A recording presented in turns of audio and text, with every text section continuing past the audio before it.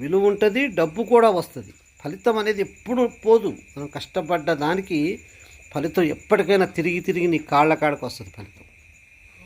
అదే నువ్వు ముందుగానే డబ్బునే ఆలోచనలో పెట్టుకుంటే ఫలితం కూడా నాణ్యమైనది ఉండదు. తద్వారా మీ మీద నమ్మకం పోద్ది. ఇంకోసారి మిమ్మల్ని పిలవరు, నీకు పని దొరకదు.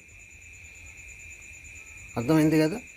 పని దొరకలేదు అంటే నువ్వు బతకడానికి, తినటానికి, నీ జీవితాన్ని ఎల్లదీయడానికి, నీ యొక్క భవిష్యత్తును మెరుగుపరచుకోవడానికి నీకు అవకాశాలని నువ్వు కోల్పోతావు.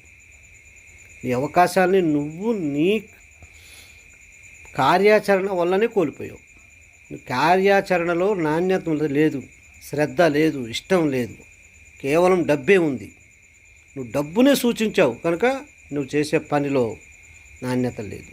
కనుక నేను చెప్పేది ఏంటంటే ప్రతి మనిషి కూడా నిష్కామ క్రియలాగే పనిని జరిపించండి.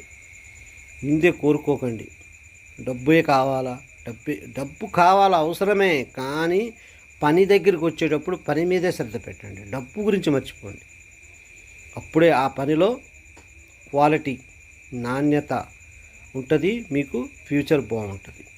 చేపించుకున్నవాడు మళ్ళీ మళ్ళీ పిలుస్తాడు, గౌరవం ఉంటుంది, మీకు మీ మీద నమ్మకం ఏర్పడిద్ది. అరే నేను డబ్బు తీసుకున్నా, మనిషి ఉన్నా లేకపోయినా పని మాత్రం మంచిగా చేస్తాడురా. చాలామంది ఏం ఆలోచిస్తారు, ఓనర్ లేకపోయినా ఉన్న తమ క్వాలిటీ వర్క్ తమే చేస్తారు. కొంతమంది ఏం చేస్తారు, ఓనర్ ఉన్నంతసేపు నటిస్తారు, పనిని నటించినట్టు చేస్తారు. తర్వాత ఆ పనిలో క్వాలిటీ ఉండదు, పైపూత పనులు చేస్తారు. అది ఎప్పటికైనా సరే ఓనర్ గమనిస్తాడు. అరే వీడు పెద్ద దొంగరా, పని దొంగరా, వీడు పనోడు కాదు. టయానికి డబ్బులు తీసుకుంటున్నాడు కానీ పనిలో నాణ్యత లేదు, పటుత్వం లేదు.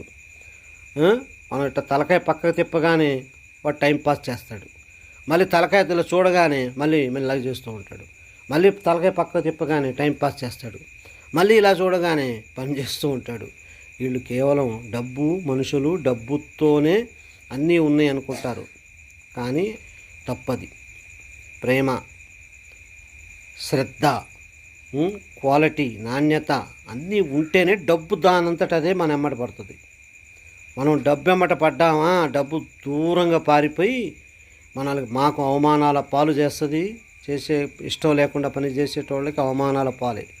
ఫ్యూచర్ నిలబడదు, వాడిని పనికి ఎవ్వరు పిలవరు, వాడు అధోగతి పాలైపోయి రోడ్ల పాలన పడతాడు. కనుక దయచేసి అందరికీ చెప్తున్న, ప్రతి మనిషి పని చేయడంలోనే దైవత్వాన్ని చూడండి. పనే దైవం.